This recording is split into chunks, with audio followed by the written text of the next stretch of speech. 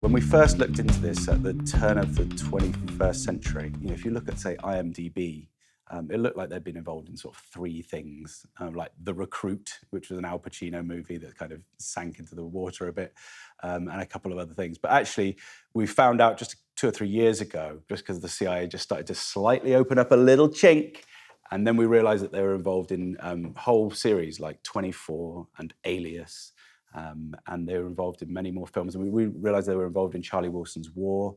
And a lot of these things were, people kind of suspected maybe that there was, but there was nothing ever written down on paper. And even now with the CIA, because it's much more closed, we don't see the scripts and the annotations and the memos and the letters going back and forth. We would like you to change this, this, and this. It seems to be done a lot more on the sly. What you're saying is that there's active script amendment from on high to ultimately push a certain narrative which ultimately fits in with American foreign policy still.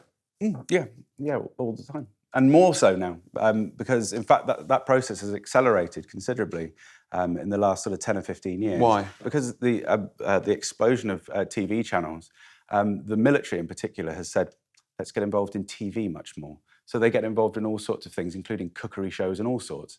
Every time that there's a military person who's baking a cake or flying off into space or whatever it is, the military is going to be the people behind that. And they are going to want to have right to amend the script. The point is, it doesn't necessarily matter too much if it occasionally happens, this sort of thing, but it's the fact that it's systematic. If you look at this, what we could call a subgenre of action films, or a kind of genre to the side, if you like, we could call it national security cinema.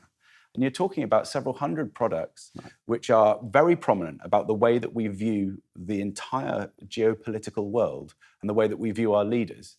National security cinema comprises all of these movies, and also you could extend it to TV if you wanted, and to video games, of course. And they're usually worked on and edited by these quite secretive military organizations. And they're also promoting this line, which is that United States Western foreign policy is good, that there are official enemies that we should destroy. A lot of the time there have been Arab and Muslim enemies, not all the time, and there has been a small improvement on that over the last sort of 15 years or so, because they don't want to start a civilizational war, and they don't want blood on the streets, particularly between Christians and Muslims. But nevertheless, those kind of narratives are still pushed.